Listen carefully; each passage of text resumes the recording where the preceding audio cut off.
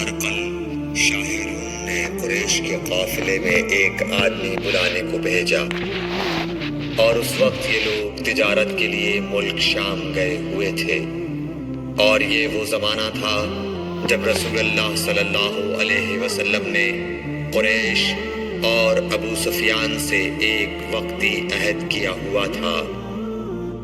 جب ابو سفیان اور دوسرے لوگ ہرقل کے پاس ایلیا پہنچے جہاں ہرقل نے دربار طلب کیا تھا، اس کے گرد روم کے بڑے بڑے لوگ، علماء، وزراء و امراء بیٹھے ہوئے تھے۔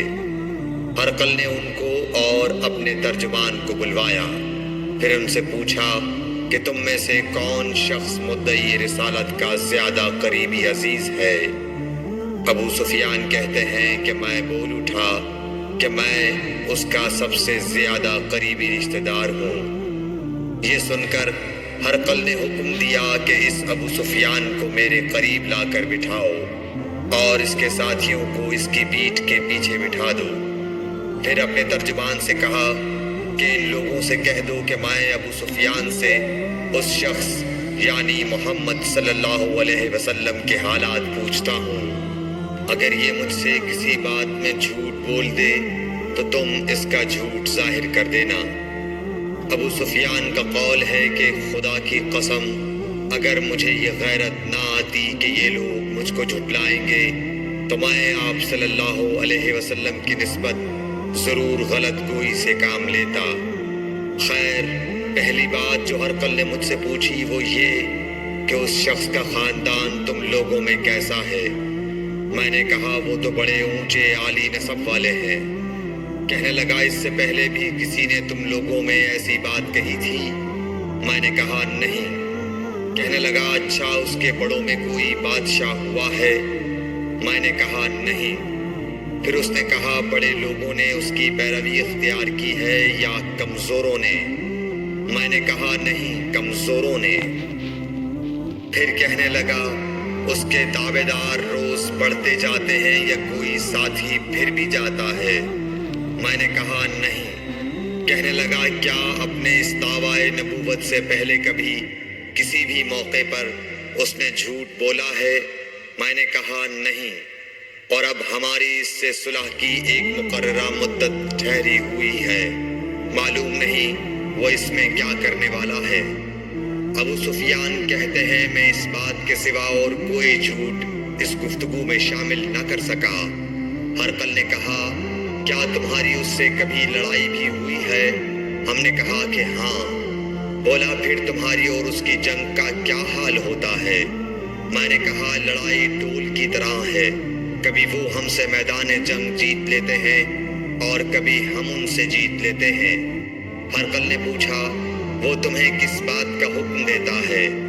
میں نے کہا وہ کہتا ہے کہ صرف ایک اللہ ہی کی عبادت کرو، اس کا کسی کو شریک نہ بناؤ، اور اپنے باپ دادا کی شرک کی باتیں چھوڑ دو، اور ہمیں نماز پڑھنے، سچ بولنے، پرہیزگاری اور صلہ رحمی کا حکم دیتا ہے۔ یہ سب سن کر پھر ہرقل نے اپنے ترجمان سے کہا کہ ابو سفیان سے کہہ دے کہ میں نے تم سے اس کا نسب پوچھا تو تم نے کہا کہ وہ ہم سے عالی نسب ہے، اور پیغمبر اپنی قوم میں عالی نسب ہی بھیجے جایا کرتے ہیں۔ میں نے تم سے پوچھا کہ دعویٰ نبوت کی یہ بات تمہارے اندر اس سے پہلے کسی اور نے بھی کہی تھی؟ تو تم نے جواب دیا کہ نہیں۔ تب میں نے اپنے دل میں کہا کہ اگر یہ بات اس سے پہلے کسی اور نے کہی ہوتی تو میں سمجھتا کہ اس شخص نے بھی اسی بات کی تقلید کی ہے جو پہلے کہی جا چکی ہے۔ میں نے تم سے پوچھا کہ اس کے بڑوں میں کوئی بادشاہ بھی گزرا ہے تو تم نے کہا کہ نہیں۔ تو میں نے دل میں کہا کہ ان کے بزرگوں میں سے کوئی بادشاہ ہوا ہوگا تو کہہ دوں گا کہ وہ شخص اس بہانے اپنے آباء و اجداد کی بادشاہت اور ان کا ملک دوبارہ حاصل کرنا چاہتا ہے۔ اور میں نے تم سے پوچھا کہ اس بات کے کہنے یعنی پیغمبری کا دعویٰ کرنے سے پہلے تم نے کبھی اس کو دروغ گوئی کا الزام لگایا ہے؟ تم نے کہا کہ نہیں۔ تو میں نے سمجھ لیا کہ جو شخص آدمیوں کے ساتھ دروغ گوئی سے بچے وہ اللہ کے بارے میں کیسے جھوٹی بات کہہ سکتا ہے۔ اور میں نے تم سے پوچھا کہ بڑے لوگ اس کے پیرو ہوتے ہیں یا کمزور آدمی؟ تم نے کہا کمزوروں نے اس کی اتباع کی ہے۔ تو دراصل یہی لوگ پیغمبروں کے متبعین ہوتے ہیں۔ اور میں نے تم سے پوچھا کہ اس کے ساتھی بڑھ رہے ہیں یا کم ہو رہے ہیں؟ تم نے کہا کہ وہ بڑھ رہے ہیں، اور ایمان کی کیفیت یہی ہوتی ہے حتیٰ کہ وہ کامل ہو جاتا ہے۔ اور میں نے تم سے پوچھا کہ آیا کوئی شخص اس کے دین سے ناخوش ہو کر مرتد بھی ہو جاتا ہے؟ تم نے کہا نہیں۔ تو ایمان کی خاصیت بھی یہی ہے، جن کے دلوں میں اس کی مسرت رچ بس جائے وہ اس سے لوٹا نہیں کرتے۔ اور میں نے تم سے پوچھا کہ آیا وہ کبھی عہد شکنی کرتے ہیں؟ تم نے کہا نہیں۔ پیغمبروں کا یہی حال ہوتا ہے، وہ عہد کی خلاف ورزی نہیں کرتے۔ اور میں نے تم سے کہا کہ وہ تم سے کس چیز کے لیے کہتے ہیں؟ تم نے کہا کہ وہ ہمیں حکم دیتے ہیں کہ اللہ کی عبادت کرو، اس کے ساتھ کسی کو شریک نہ ٹھہراؤ، اور تمہیں بتوں کی پرستش سے روکتے ہیں، سچ بولنے اور پرہیزگاری کا حکم دیتے ہیں۔ لہٰذا اگر یہ باتیں جو تم کہہ رہے ہو سچ ہیں تو عنقریب وہ اس جگہ کا مالک ہو جائے گا کہ جہاں میرے یہ دونوں پاؤں ہیں۔ مجھے معلوم تھا کہ وہ پیغمبر آنے والا ہے، مگر مجھے یہ معلوم نہیں تھا کہ وہ تمہارے اندر ہوگا۔ اگر میں جانتا کہ اس تک پہنچ سکوں گا تو اس سے ملنے کے لیے ہر تکلیف گوارا کرتا۔ اگر میں اس کے پاس ہوتا تو اس کے پاؤں دھوتا۔ ہرقل نے رسول اللہ صلی اللہ علیہ وسلم کا وہ خط منگایا جو آپ نے وحیہ کلبی رضی اللہ تعالیٰ عنہ کے ذریعے حاکم بصرہ کے پاس بھیجا تھا، اور اس نے وہ ہرقل کے پاس بھیج دیا تھا۔ پھر اس کو پڑھا تو اس میں لکھا تھا، اللہ کے نام کے ساتھ جو نہایت مہربان اور رحم والا ہے۔ اللہ کے بندے اور اس کے پیغمبر محمد صلی اللہ علیہ وسلم کی طرف سے یہ خط ہے شاہ روم کے لیے۔ اس شخص پر سلام ہو جو ہدایت کی پیروی کرے۔ اس کے بعد میں آپ کے سامنے دعوت اسلام پیش کرتا ہوں۔ اگر آپ اسلام لے آئیں گے تو دین و دنیا میں سلامتی نصیب ہوگی، اللہ آپ کو دوہرا ثواب دے گا۔ اور اگر آپ میری دعوت سے روگردانی کریں گے تو آپ کی رعایا کا گناہ بھی آپ ہی پر ہوگا۔ اور اے اہل کتاب، ایک ایسی بات پر آ جاؤ جو ہمارے اور تمہارے درمیان یکساں ہے، وہ یہ کہ ہم اللہ کے سوا کسی کی عبادت نہ کریں اور کسی کو اس کا شریک نہ ٹھہرائیں، اور نہ ہم میں سے کوئی کسی کو خدا کے سوا اپنا رب بنائے۔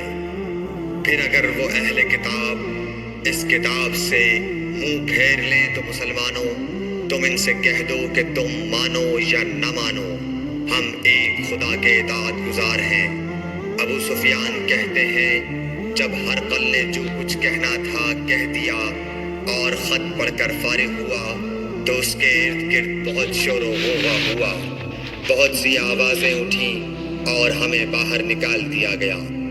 تب میں نے اپنے ساتھیوں سے کہا کہ ابو کبشہ کے بیٹے حضرت صلی اللہ علیہ وسلم کا معاملہ تو بہت بڑھ گیا۔ دیکھو تو اس سے بنی اصفر روم کا بادشاہ بھی ڈرتا ہے۔ مجھے اس وقت سے اس بات کا یقین ہو گیا کہ حضور صلی اللہ علیہ وسلم عنقریب غالب ہو کر رہیں گے، حتیٰ کہ اللہ نے مجھے مسلمان کر دیا۔ راوی کا بیان ہے کہ ابن ناطور ایلیا کا حاکم ہرقل کا مصاحب اور شام کے نصارہ کا لاٹ پادری بیان کرتا تھا کہ ہرقل جب ایلیا آیا ایک دن صبح کو پریشان اٹھا تو اس کے درباریوں نے دریافت کیا کہ آج ہم آپ کی حالت بدلی ہوئی پاتے ہیں، کیا وجہ ہے؟ ابن ناطور کا بیان ہے کہ ہرقل نجومی تھا، علم نجوم میں وہ پوری مہارت رکھتا تھا۔ اس نے اپنے ہم نشینوں کو بتایا کہ میں نے آج رات ستاروں پر نظر ڈالی تو دیکھا کہ ختنہ کرنے والوں کا بادشاہ ہمارے ملک پر غالب آ گیا ہے۔ بھلا اس زمانے میں کون لوگ ختنہ کرتے ہیں؟ انہوں نے کہا کہ یہود کے سوا کوئی ختنہ نہیں کرتا، سو ان کی وجہ سے پریشان نہ ہو۔ سلطنت کے تمام شہروں میں یہ حکم لکھ بھیجیے کہ وہاں جتنے یہودی ہوں سب قتل کر دیے جائیں۔ وہ لوگ انہی باتوں میں مشغول تھے کہ ہرقل کے پاس ایک آدمی لایا گیا جسے شاہ غسان نے بھیجا تھا۔ اس نے رسول اللہ صلی اللہ علیہ وسلم کے حالات بیان کیے۔ جب ہرقل نے سارے حالات سن لیے تو کہا کہ جا کر دیکھو وہ ختنہ کیے ہوئے ہے یا نہیں۔ انہوں نے اسے دیکھا تو بتلایا کہ وہ ختنہ کیا ہوا ہے۔ ہرقل نے جب اس شخص سے عرب کے بارے میں پوچھا تو اس نے بتلایا کہ وہ ختنہ کرتے ہیں۔ تب ہرقل نے کہا کہ یہی محمد صلی اللہ علیہ وسلم اس امت کے بادشاہ ہیں جو پیدا ہو چکے ہیں۔ پھر اس نے اپنے ایک دوست کو رومیہ خط لکھا اور وہ بھی علم نجوم میں ہرقل کی طرح ماہر تھا۔ پھر وہاں سے ہرقل حمص چلا گیا۔ ابھی حمص سے نکلا نہیں تھا کہ اس کے دوست کا خط اس کے جواب میں آ گیا۔ اس کی رائے بھی حضور صلی اللہ علیہ وسلم کے ظہور کے بارے میں ہرقل کے موافق تھی کہ محمد صلی اللہ علیہ وسلم واقعی پیغمبر ہیں۔ اس کے بعد ہرقل نے روم کے بڑے آدمیوں کو اپنے حمص کے محل میں طلب کیا اور اس کے حکم سے محل کے دروازے بند کر لیے گئے۔ پھر وہ اپنے خاص محل سے باہر آیا اور کہا، اے روم والو، کیا ہدایت اور کامیابی میں کچھ حصہ تمہارے لیے بھی ہے؟ اگر تم اپنی سلطنت کی بقا چاہتے ہو تو پھر اس نبی صلی اللہ علیہ وسلم کی بیعت کر لو اور مسلمان ہو جاؤ۔ یہ سننا تھا کہ پھر لوگ وحشی گدھوں کی طرح دروازوں کی طرف دوڑے مگر انہیں بند پایا۔ آخر جب ہرقل نے اس بات سے ان کی یہ نفرت دیکھی اور ان کے ایمان لانے سے مایوس ہو گیا تو کہنے لگا کہ ان لوگوں کو میرے پاس لاؤ۔ جب وہ دوبارہ آئے تو اس نے کہا، میں نے جو بات کہی تھی اس سے تمہاری دینی پختگی کی آزمائش مقصود تھی، سو وہ میں نے دیکھ لی۔ تب یہ بات سن کر وہ سب کے سب اس کے سامنے سجدے میں گر پڑے اور اس سے خوش ہو گئے۔ بالآخر ہرقل کی آخری حالت یہی رہی۔ صحیح بخاری حدیث نمبر 7۔